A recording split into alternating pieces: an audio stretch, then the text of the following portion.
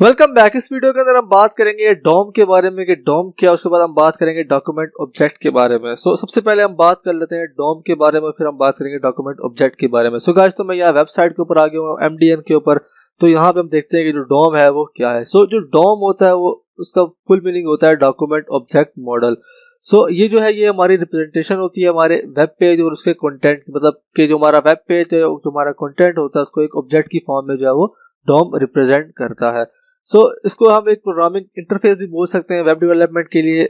जो हमारा जो प्रोग्राम होता है, हमारे जितना भी कंटेंट होता है, ये उसके जो है वो डॉक्यूमेंट को जो है वो रिप्रेजेंट करता है। इसके जरिए से जो है वो हम अपनी जो वेबसाइट होती है उसका जो स्टाइल होता है, कंटेंट होता है या उसका स्ट्रक्चर होता है, वो हम डायनेमिकली जो है वो चेंज कर सकते हैं। मतलब कि बटन क्लिक के ऊपर जब हमने कोई कंटेंट चेंज करना है तो वो जो है वो हम कर सकते हैं। जो जावास्क्रिप्ट होती है उसके अंदर हमारे पास मल्टीपल इवेंट्स होते हैं, तो उन इवेंट्स को यूज करके हम डायनेमिकली जो कंटेंट होता है, अगर हमने API से डेटा फेच करवाना है कहीं इंटरनेट से, तो उस तरीके से अगर हमने डायनेमिकली कंटेंट को अपडेट करना है वेबसाइट के अंदर, तो हम डॉम के जरिए जो है वो करते हैं। जो डॉम होता है वो हमारा स्टार्टिंग पॉइंट होता है, जो हमारे जितना भी HTML का कोड लिखा होता है, उसमें जितने भी हमारे एलिमेंट्स होते हैं उसको एक्सेस करने का।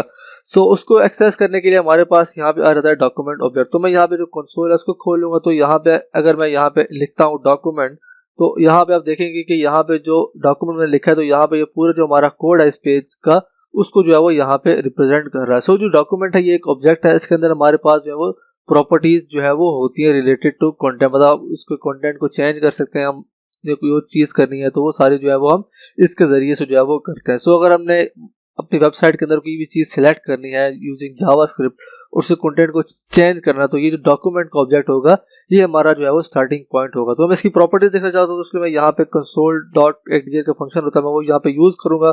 तो मैं यहाँ पे जो डॉक्यूमेंट है मैं यहाँ पे जो है वो पास करवा देता हूँ डॉक्यूमेंट है, उसके बाद मैं यहाँ पे इसको क्लोज कर दूंगा। तो यहाँ पे आप देख सकते हैं कि यहाँ पे इसके अंदर जितनी भी प्रॉपर्टीज है हमारे पास इस ऑब्जेक्ट की, वो सारी यहाँ पे जो है वो आ गई है। ये जो है हमारा स्टार्टिंग पॉइंट है डॉक्यूमेंट ऑब्जेक्ट, जिसके जरिए से हमारे जितने भी एलिमेंट्स होते हैं हम उनको यहाँ पे जो है वो सिलेक्ट करते हैं। फॉर एग्जाम्पल मैं यहाँ पे इसका URL लिखना चाहता हूँ, तो मैं यहाँ पे लिख लूंगा document.url। यहाँ पे जो है मैं देखना चाहता हूँ, यहाँ पे आप देख सकते हैं कि हमारे पास जो URL है वो यहाँ पे जो है वो आ गया है। इसके अलावा मैं यहाँ पे चाहता हूँ कि मैं यहाँ पे जो H1 लिखा हुआ है यहाँ पे इसको सिलेक्ट करना चाहूँ, तो वो भी मैं इसके जरिए से जो है वो कर सकता हूँ। तो उसके लिए मैं यहाँ पे लिख लेता हूँ document.getElementByTag। तो ये जो है सिलेक्टर्स हम इनको जो है वो नेक्स्ट वीडियो में देखेंगे डिटेल से, लेकिन अभी के लिए सिर्फ हम डॉक्यूमेंट ऑब्जेक्ट के ऊपर जो है वो फोकस करें। तो मैं यहाँ पे लिख लिया H1, तो इसको मैं एंटर करूंगा, तो यहाँ पे HTML की जो कलेक्शन थी वो यहाँ पे जो है वो आ गई है।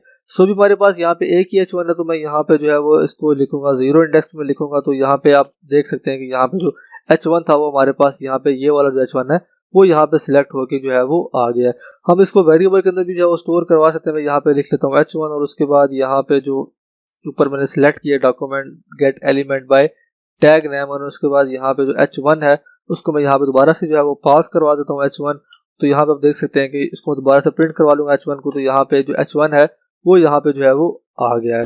इसके ऊपर जो हमारे पास डिफरेंट प्रॉपर्टीज आ रही है, तो वो प्रॉपर्टीज देखने के लिए जो है वो हम दोबारा से यहाँ पे console.dir का यूज करेंगे। उसके बाद मैं यहाँ पे H1 को जो है वो पास कर दूंगा। तो यहाँ पे जितनी भी प्रॉपर्टीज हम इसके ऊपर अप्लाई कर सकते हैं, वो सारी प्रॉपर्टीज यहाँ पे हमारे पास जो है वो आ जाएंगी।